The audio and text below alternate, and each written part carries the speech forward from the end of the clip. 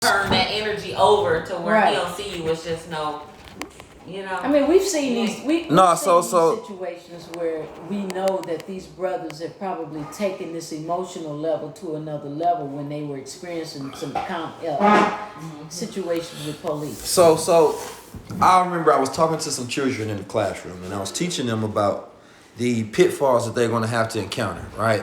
So basically, imagine if there's a hole in the ground, and you walking and you encounter this hole. If you don't see it, you fall in it. And I was explaining to them the hole is like systematic oppression. The hole is the pipeline of prison. The hole is police brutality. Now that you know that this hole exists, how are you going to navigate around these holes? You understand me? Now, the knowledge that you have of these and the awareness that you have now gives you the ability to navigate around them so you never fall in the holes that society has set, the traps that society has set.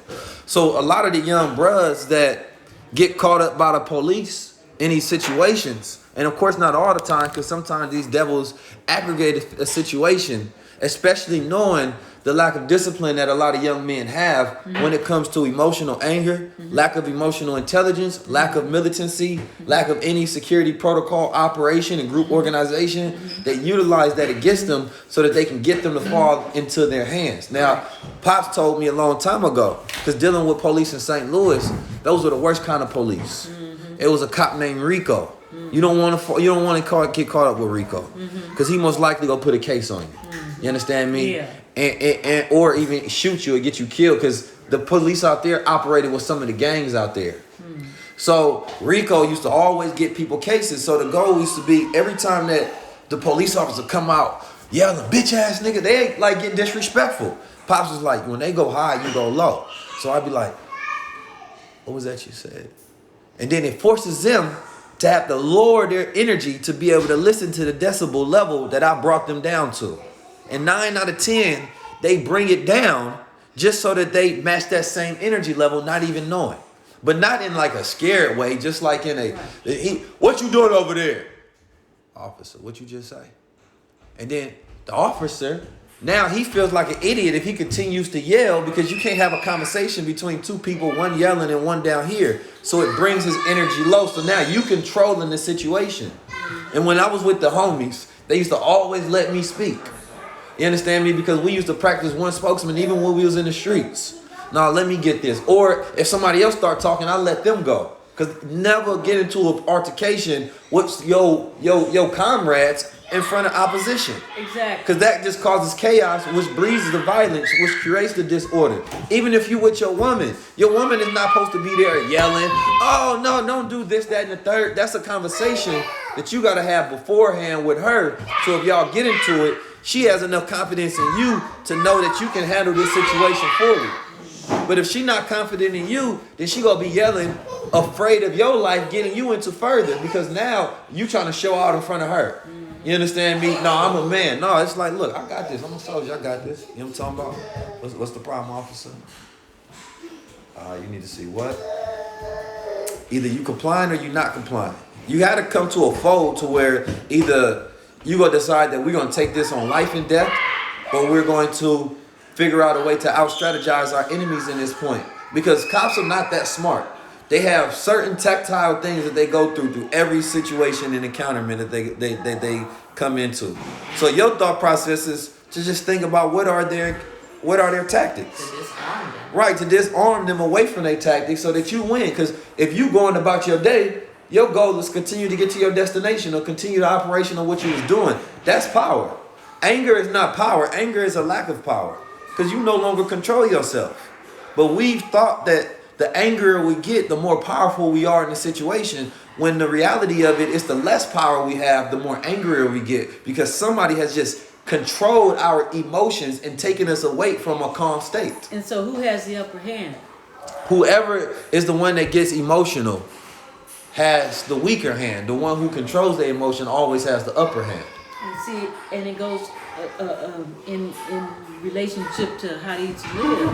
See, that's part of the resolve that you establish as well, because with that discipline, you start to control the situation as you did with your food and your habits of eating. I agree. So that's a part of that soldering we were talking about. another level of mental soldiering where you don't even have to combat because you control the situation without even having to, go Right. by determining that you're going to eat one meal every 3 days. Well, listen. Because the weight, that's the strongest emotion we have is food. Yeah, food and sex. If we can control that. Exactly. Well, the food is the number one because that puts everything else in perspective. I agree. Okay. Now, I would not suggest today that these young boys go out and start eating one meal every 3 days because No. they don't have any training, No. they don't have any knowledge that No. surrounds it. No. So that's why I'm saying that based upon the times, everything Right. has to be done according to the protocol of the times. Right. And in protocol of the times, you make certain adjustments because you know what the climate is. Right. So for one, people have to understand the holistic aspect of that. True. Because some people will start eating that 1 to 3 meal a day. You understand me? Get all skinny bone and be meditating, but don't No. really understand No, it's the a gradual process. And it has to be a nation process because Right. the strength of that comes into the Right. numbers of people And who see, do this it, is not what the we're talking about individuals. scientifically in developing our young people to get to that stage, Right. a point in life where they have full control of the circumstances in their lives. Yes. Right. I ask the young children because unfortunately the only genius that they know as a celebrity, the first celebrity genius in this country was Einstein, right? So I asked the children, who would you rather be in a situation where the police stop you and there's a racist that you're dealing with? Would you want to be, and as far as who you think is going to win in this situation, would you want to be Einstein or the cop? And 10 out of 10, they always say Einstein. I said, why? They say, why? Because he's smarter. So I'm saying, okay, you saying that the knowledge is the power then. Even though this man had a badge and a gun and he's racist, but you saying that his intelligence gives him the ability to win in this There situation. you go. Exactly. So that means that we should apply and increase the intelligence and the strategy level of our children if we've been dealing with the same threat, the same enemy who is not sitting there consistently training mentally and figuring out all these different strategies And of war expect to us to be defeat. emotional. They're coming with the same thing over and over. Right. So if we consistently send our children out there in the world to where we're not training them up mentally to be intelligent, more intelligent than the IQ of a police officer, then what's the problem? That's our fault because we have to prepare them at least for the baseline of the world. And the baseline of the world right now as a consistent threat is the police officers. And the reason and when you train the children to think like that, they become less of a danger to each other because you no longer training niggas. So that automatically goes to the crimes we commit towards each other because they're intelligent enough to see their brother as their comrade. And we don't have the ability to see our enemy properly. Because we hate ourselves, so we see each other as enemies. Because that's the only way that we feel like we can have power is by bullying someone else. Like Dr. Weston called that the bully cone. You understand me? It's always that bully cone that thinks that, by me getting power over another person who's in the same situation as me, I have power, even though authority will come swoop in, and that's the real power. Then that's when you shut down and turn into a little boy. That's the whole gang mentality. Yeah. You know, they don't have any land, but they want to say, this is my street. This is their, and the others say that's their street. So what's the root of teaching the child emotional intelligence down to when the child is born? What are the, you got to break down the parents and how they teach a child emotional intelligence, especially if a parent lacks emotional intelligence themselves. The one thing that parents can do in order to teach their children is love and how they love each other, because their children learn how to love themselves through their parents. And if the equation between their parents is imbalanced, that imbalance and that energy goes into the children. So that's really the root of all of these issues in the Black community, is that children no longer see parents that know how to be emotional, intelligent with each other, and they don't have the equation of love between each other. So if you have a lack in there, you know what I'm saying? If it's divided somewhere, if it's taken away somewhere, there's going to be a fraction of that child that lacks that. Right. You know what I'm saying? Right. So they can't It's rare lead that by you see. example. It's rare that you see two whole parents who really truly love each other teaching their children, and they don't even have to teach them because they really just lead by example. Exactly. Absolutely. So you said the key. So the way you teach is by the example. Love is the first component. You can't teach a child something you don't do. Exactly. Because they only going to follow what you do. And then if you try to do that, you're going to make that child a hypocrite.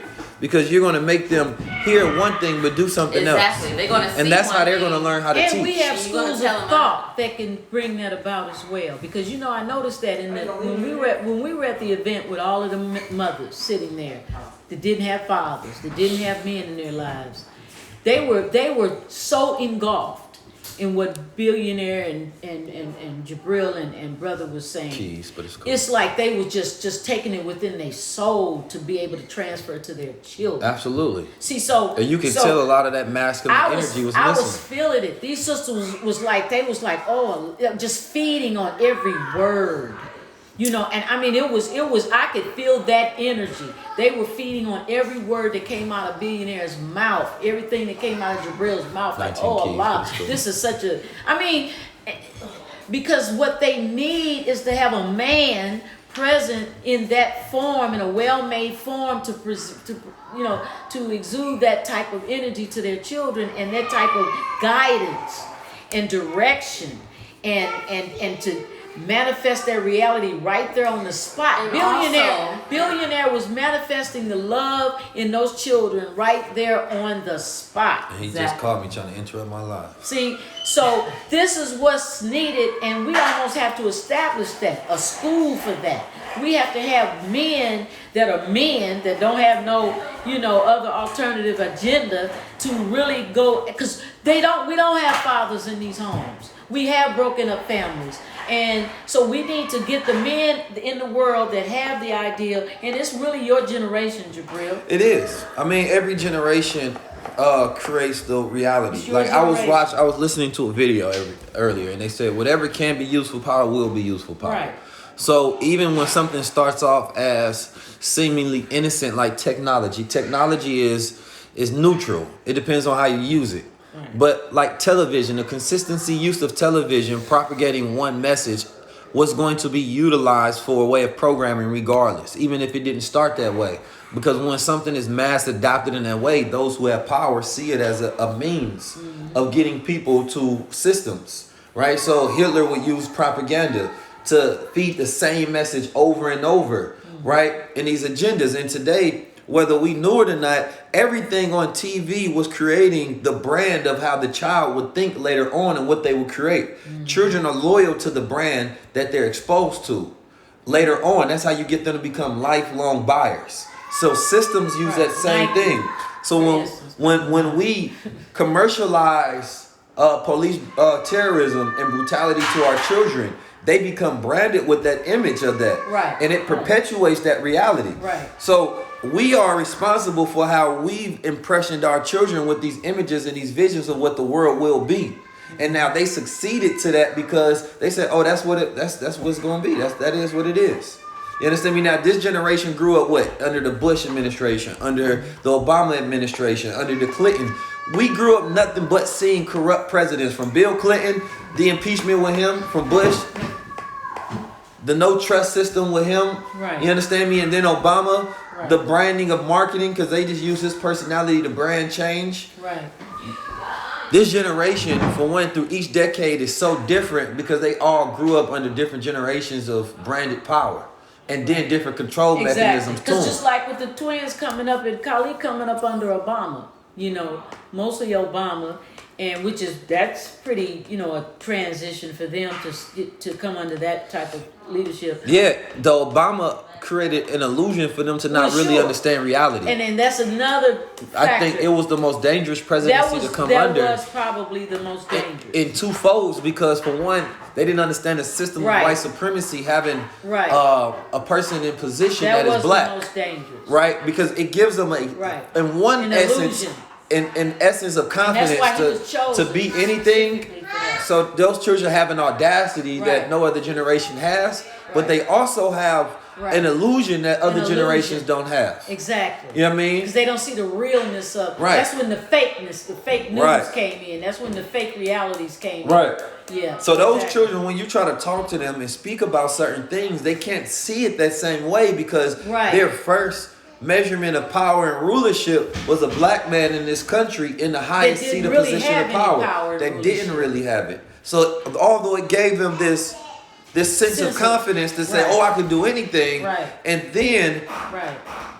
And so that's why you It was get a to see, figurehead. right? Yeah. But then it established this delusion towards reality that doesn't exist. So when it comes Right. towards connecting with revolutionaries that Right. may seem radical to them, because Right. it's like, wait a minute, and they don't even know why, because that's Right. the brand that they were given. Exactly. They like, I can't really completely agree. I believe in the intersectionality of things. Right, and you then guys with, are going with- too far right, left. and with the acceptance of homosexuality Right, on the scene, transgenderism. with all of these acceptance of things as the new norm, Right. They don't even understand to think outside of that. Gender itself Right, is being poised to these children to not even be a concept anymore. exactly.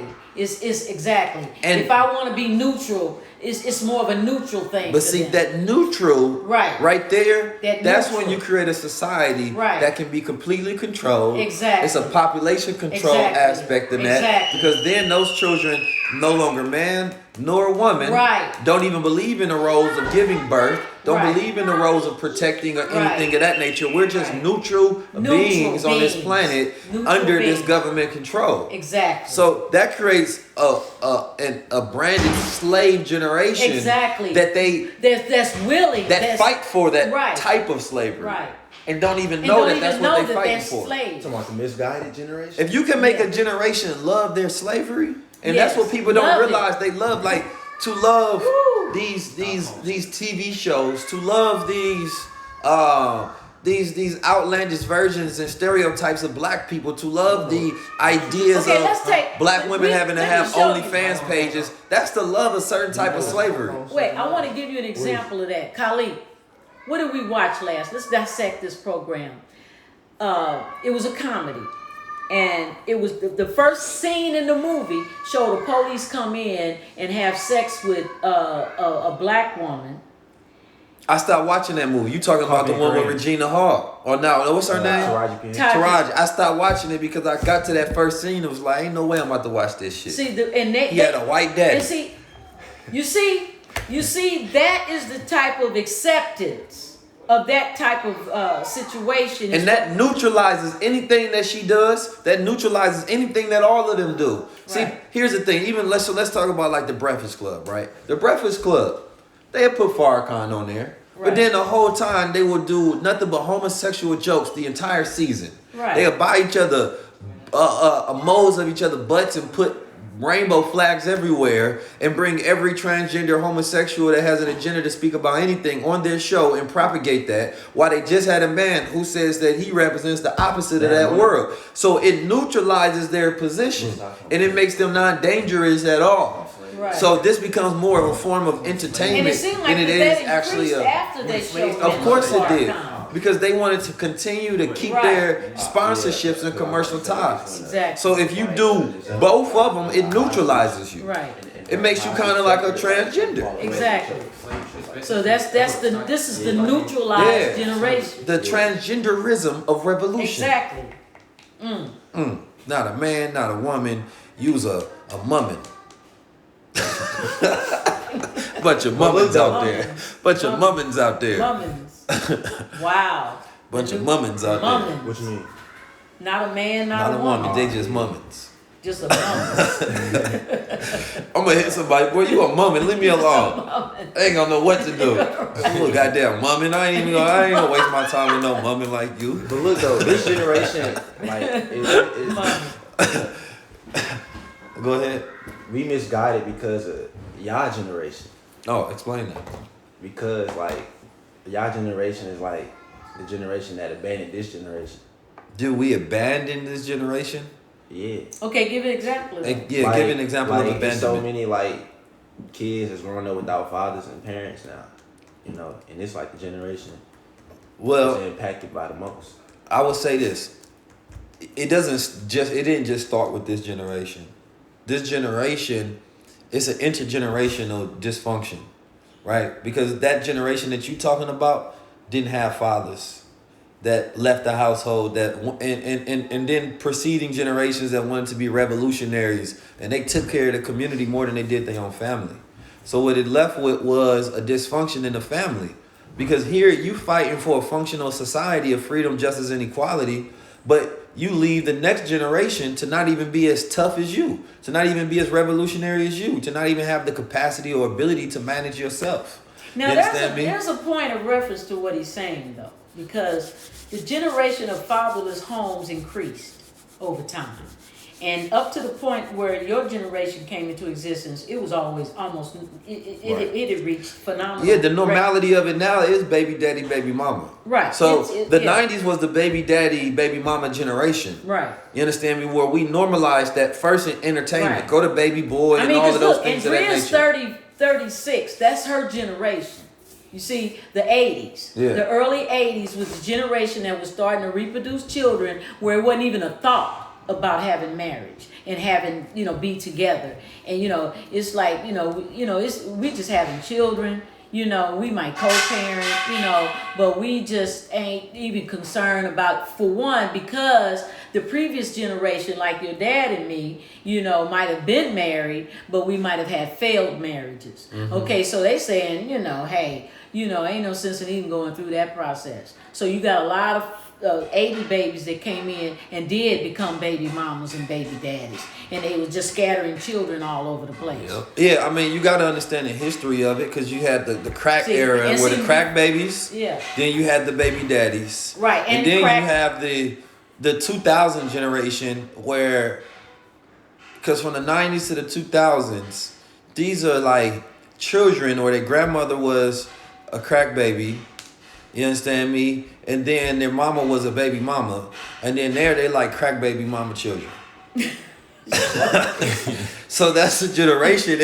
I mean, drugs in general. No, seriously though. Right. But I would say that this generation was the first generation though that got into a different level of intellectual consciousness, that wanted to break the curses of the preceding generations, because we had the ability to stop for a second, look back, and be like, damn, look what the 90s and 80s was. That was messed up. Because even when you go to the 70s, that was still a very revolutionary generation. Mm-hmm. So it was between those eras of the 80s and 90s, but then you had technology that came into this generation, right? So that created a bigger dysfunction, because now, instead of having the skill of communication and to be able to build households with family, a lot of that energy was pushed outward into machines and programmed into a lot of this entertainment mechanisms.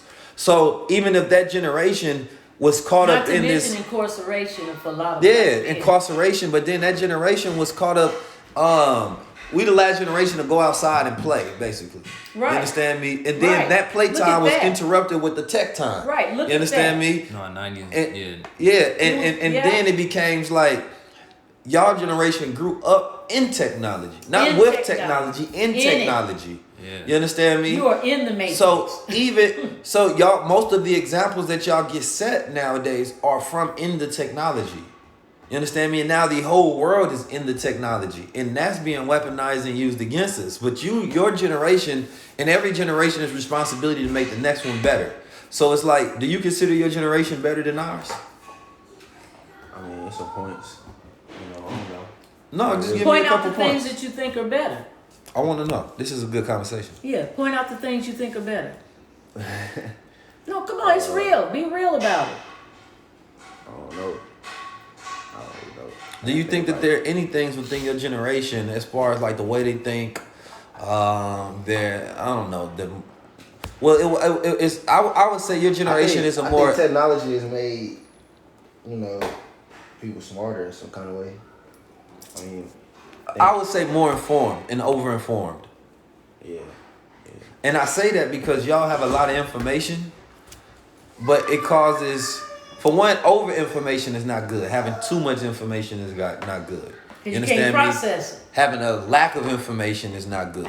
You understand me? But having information to where you're constantly converting that into experience, knowledge, and smarts, that's different. So this generation becomes a generation where they're overly informed, but they don't use the knowledge that they have to do anything with it.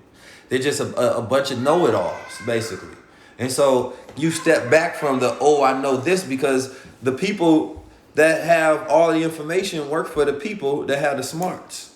You understand me? I don't want to be the one who's the most knowledgeable. I want to be the smartest one in the room. You understand me? And not the smartest one where I just want to be in rooms where I'm smarter than others, but I'm saying where I have the ability to utilize what I do know, even if it's a small bit, but the information I do have, I've took that and mastered it. So now whatever I don't know, I just hire who knows it. See, that's the generation that knows leadership and power. You know, This generation has a lack of leadership and power in the sense that y'all want money, money, money, but you forget about the respect. You understand me? And the power. So this generation don't want respect and power. They just want money. Your generation that's in love with data. You're in love with numbers. Oh, this guy just did 1 million numbers. What does those numbers really mean? It's just numbers, but because you grew up in the technology and we grew up in the streets, the numbers mean a little different to us. Because in the streets, you had to live by respect. In the technology, you live by the numbers. You understand me? In the streets, you got to have some power. In the technology, you got to have the numbers. You got to have the influence to make you look like you got it. So this generation don't go for the power and respect. They go for the numbers and the tech.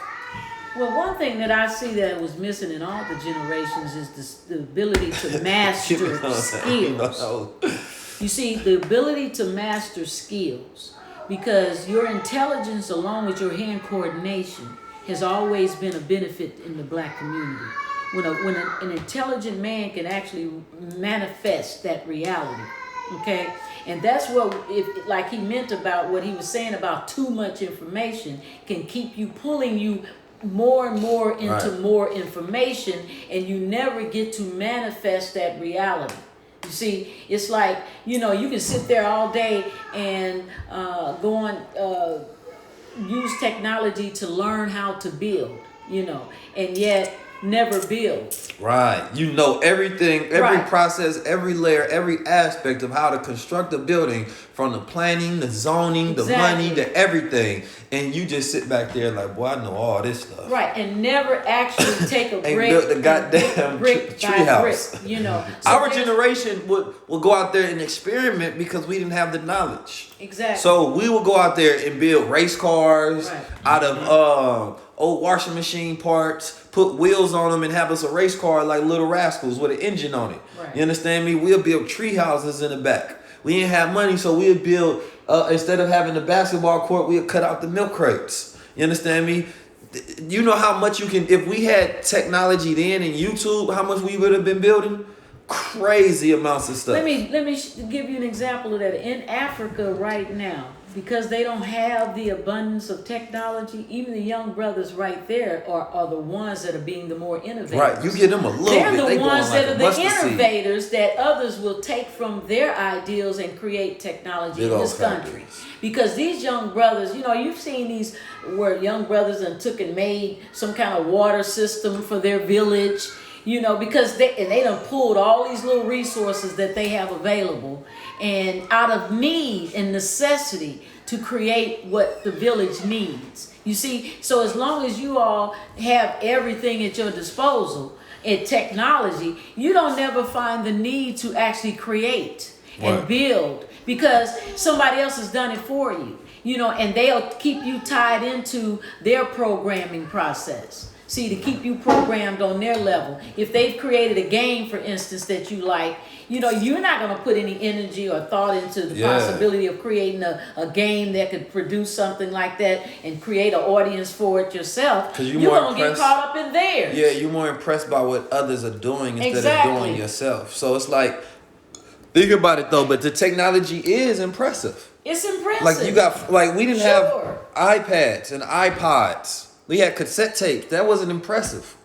Knew we could do something better than this. Yeah, but you know what I'm saying? My treehouse was better than the cassette. You waited on the Caucasian to create something. Whoa. We didn't wait on him. He just, you know, he beat us to the punch because he stole our ancient technology. That's where our creative nature and ability has been stolen. We have actually just kind of handed it over, because now we're so engulfed in what they are doing in technology that we are losing our own creative process. Absolutely. It's the spectator generation. Exactly. And this spectator generation wants to become commentators on the people who are doing something instead of doing it. So it's like, even and this is the danger in that, because people believe that their opinions have value.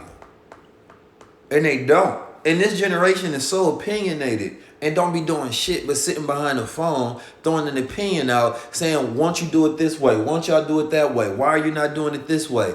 Well, won't you take your sucker ass and get in the street and go do it the way that you believe that it should be done? Mom used to tell us that all the time when we would complain about something we seen in the nation. We would complain about something we seen in the street. It was like, well, you got to be that change. If you have the complaint, then you should also have the solution. So therefore, you can cure the qualms of your complaints. Right. Because do not ever have a complaint without also producing a solution for it. If I'm complaining about something, it's because I got the solution. So I can't wait for you to ask me, okay, well, what's the solution? Well, I'm glad you asked. I'm glad I was waiting for you to ask that.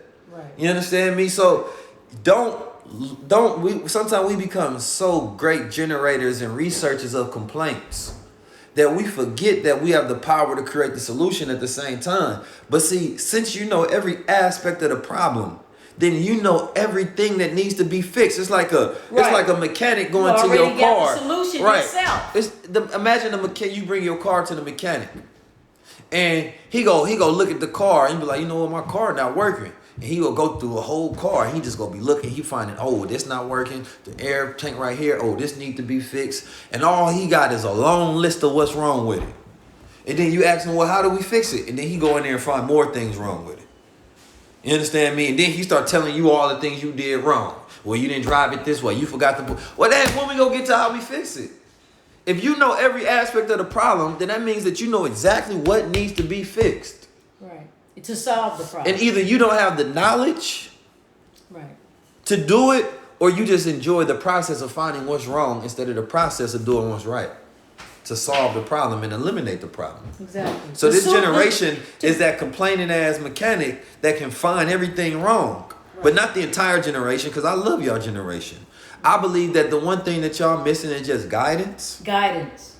And the balance of the young boys. To accept guidance. The young boys missing the masculinity and the young girls missing the femininity. Right. So y'all what I call the 9-1 generation. You know what I'm talking about? Your imbalance is supposed to be 1-9. Masculine, feminine. You understand me? So the young boys, they have their emotions in front of their logic. So it makes you very empathetic. It makes you very spiritually in tune and aware, but without the ability to act upon that which you're aware of, which is the logic and the practical and the rationality side of it. That's the man side of it. To think then do. See, y'all feel then do nothing. So you have the ability to do that, and once you be able to balance your masculinity out, you become so dangerous because you're smart as hell. So the moment you stop just feeling everything, I feel about this, I feel about this, I feel about this, and to start thinking, to say that, okay, this is how we do it. And then once you get that thought, you enter into that action mode. And once, because this generation is, most of their busyness is in front of a screen doing what? Nothing. And we love the devil because? Devil gives us nothing. So you got the ability because you got so much knowledge. It's just that you don't have experience. And that lack of experience comes from those lack of interactions of being outside, of seeing different type of people. Like we've seen the OGs, we've seen the YGs, we've been to different places. We were outside experimenting. We did a lot of crime, we did a lot of bad, but it also gave us a lot of experience. So when we got knowledge, we can integrate that with our experiences and say, oh, this is what I'm going to do with it. Because I'm used to doing something with everything that I know. You give me a crowbar, I might break into a car. Think you understand me? Think of the parents that existed in the 60s and the 50s and the 40s and the 20s and the 30s. Think of those parents. They didn't have technology. Okay, so just think of their lives without technology.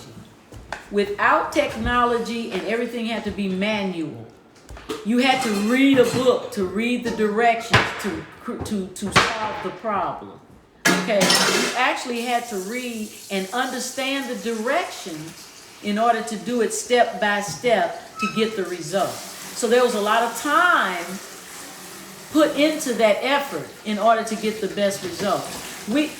They used to have cars that boys had to actually construct the whole car and glue it together, the little intricate pieces to create this car. Now that was a toy at one time. Yeah. You remember that? I remember. Model toys. Right. See, so Yeah. We used to have to take the little cars apart, unscrew them, and put new tops on them, and all Right. the whole nine. With the little glue and all with that. the little glue, Roll them back, and give you them know the how roll, much patience, put together those tracks, and time that it took to construct that. train tracks. We had the whole train Right. models you had to put together. That gives you experience in Exactly. doing It gives with you, what you have. Now, see, the patience level existed because all of those other distractions were not there. Okay, when Right, being because if I had a phone at that time, Because you know what was so great about that? You put in all that hard, tedious work right to get the result. to Right. get the Of that results, Right. to get the results of that car, and that was, you know what? because that was the You endorphin. know how accomplished And it was an accomplishment. you felt Yeah. in having done that. And- It wouldn't be but this big. Right. The little Right. model wouldn't be Right. with like 100 something parts. And to the, it. the parts were tiny Right. and intricate, and you had to piece by piece, even down to the motor, you had to put those things together, and people would establish collections and do this and have collections of it. Now, and I said that to say that's when the focus had to be there. You had to master these skills. See, after the mastery in generations of mastery became generations of jacks of all trades. When your distractions started to come into the case. You're never finishing You one. never finished anything. You never accomplished it. So you never learned to finish. You never learned to complete the process. You distracted over here. You distracted over there. You see, Allah, who came in the person of Master Farad Muhammad, the title of master was given to him because he was able to master himself. So I think that's what you said, the key right there, though. In those operations, Right. what you learn how to master is self. itself. And so the problem is this aspect of it, right? It's not the fact that a person is into multiple trades. It's that they don't master the operation. So when they go into those multiple trades, they don't do them in a masterful way. Right. Right? So it's like once you master self, whether it's sweeping the floor, Right. you have a certain operation that you're going to go. But if you don't master self, you're not going to sweep that floor masterfully. You're not going to get every crevice of it. You're not going to make sure that you're doing it in the right direction, or you get the entirety of the room, because that's how you're used to in your own life. You understand me? You're not used to always going through things in a full masterful way. You're used to having 50%. So now you're going to do everything at 50%. But if you have the operation of the mindset that's disciplined, that's controlled, or where you know yourself, regardless of what you do, you're going to give it a full 100%. So it's nothing wrong with multiple trades, but you have to be a master at whatever trade you do pick up, and you have to go for the aspect of completing that in a masterful way. That's another thing that when I used to work at the bakery, I was younger than you, and I remember there's another thing that I believe it was Pops. Sometimes I'll be giving Pops quotes. I don't know if he be the one. I just always. You had a lot of uncles over there at that bakery. Yeah, but I don't remember all of them. My dear brother. Well, Nadar, yeah. Nadar. No, I ain't giving Hadir nothing. Nadar, well, Pop said that regardless of what you do, you got to do it in a masterful way. Whether it's mopping, whether it's sweeping, whether it's rolling the bread, whatever it is. Why? Because now when you do something else, if you do that lazy, it's like if you work at a job for somebody else, say, I don't like this job, I'm just going to do whatever to get by. That's going to follow you because that's your habit. That's your mindset. Right. So even when you work for somebody else, you have to work for them in a masterful way because you're really working on yourself during that time. So now when you do it for yourself, then you're going to do it in a masterful way. Because all you're doing is setting up your habits whether you know it or not. You're not going to automatically go from 50% your whole life working for somebody else. You're going to now get 50% for yourself when you work for yourself. Exactly. So once you're going to take all those masterful Yes. skills with you. So and complete this is what mastery. you're gonna, okay, like that example that he gave about being on a job.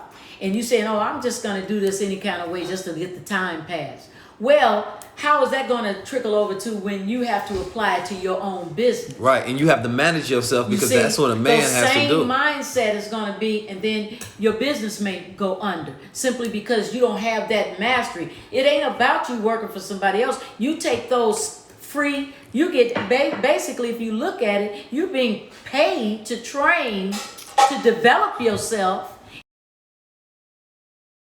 Nothing's better than that. Jabril was a good example of that. When he worked at Prada, he didn't go in there with no mediocre mindset. He was going in there to sell $50,000 worth of merchandise that day. Absolutely. Now, if he didn't go in there thinking that, you know, oh, this is a white man's job and I ain't got to put all this effort into it, well, then he wouldn't have got those $50,000. See, it was the white. Here's the thing you gotta understand. It was the white man's business, but it was the black man's job. Exactly. You know what I'm talking about? Because I was doing the job, so it wasn't his job. It was my job, and it was for me to get my goal. So that's another thing that we going in there talking we about to work this white man's job. No, you about to work a black man's job because that's your job to get whatever desired goal. But also way before that, because the product shit, that was just a testament of me being an FY. Me when I was younger and I used to shovel snow outside. Every time it got snowed, I used to be so happy because I knew there was money coming. All I seen was money dropping. And the higher it got, the more I could. So I would go buy bags of salt. I had my shovel, my orange shovel, or whether it was one of them digger grave shovels, and I used to go in there and shovel snow. I'd walk up to the people, charge them $15, $20, sometimes $25, but I would make sure I did such a good job to where I would put the salt down. I would make sure that I know that they probably was thinking that I'm probably just gonna hit a little shovel, you know what I mean, get to the sidewalk. No, I'll hit the sidewalk, then I hit the perimeter around the sidewalk. You understand me? So now the neighbor is looking at their job like, damn, I want that done. So now they will hire me as well. And then, of course, anytime it snowed, they would hire me back. Right. You understand me? So I never did it just for that job. I always think long term because I'm always performing for the next job. Exactly. Anytime you do one job, you're performing for the next time. And I wanted to instill and I used to come back with paper Raheem, you know, because they kept up the legacy up to the point where they would go do the snow and do, you know. But the thing is, they would get, you know, like I said, it goes back to that mediocre, you know, just doing enough, you know. But there was times when they did have reoccurring customers they could go back to and make money on. So it was. Mom, do you remember? It was this one Savers Day. I don't know where I got them from, but it was like these little toys I had. They were like little frogs that can like jump or something, and I was selling them at Savers Day. Yeah. I don't remember where the hell I got those from. I just remember hustling them. I remember coming down the stairs, the little homies was seeing before I even got to Savers Day. It's like, what's those? I show them how they worked. I'm like, yeah, man, it's the best thing jumping or something like that. And then they will buy them. You understand me? And I remember that Savers Day so vividly because that was developing my skills as a salesman. Was that in Oakland? That was in Oakland. Yeah. It was coming down 24th Street.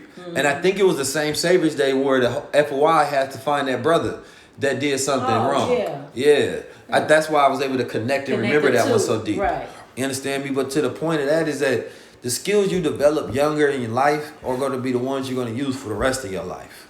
You understand me? My speaking abilities comes from speaking on stage at Savers Day in front of crowds of hundreds of people on TV. You understand me? And so now I can go back into and utilize those skill sets that I built upon. So for me, it's always been finding and exploiting my talents. If I find out I have a talent, I'm going to use that. You understand me? If I get up there... we tried to get Bashir to go on stage and he was too shy. Man, Bashir wasn't messing with it.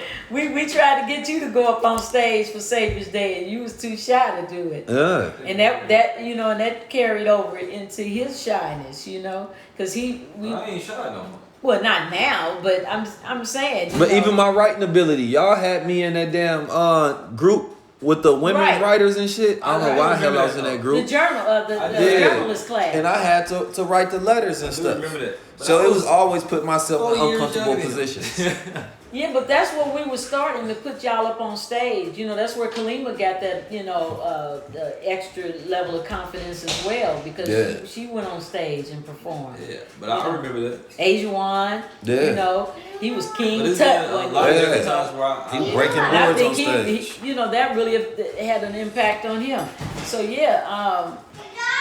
and I try to motivate them. I know that, me being a female motivator is not the best at this point in their lives, because they need that male energy. Women motivate the spirit, men motivate the mind. Exactly. You know what I mean? And that's the difference. And I think sometimes with mothers, you try to motivate the mind, but it doesn't come off with the same appeal. Right. You know what I mean? Because for a boy, he looks at his mother and doesn't see what he wants to become. He sees what's inside him.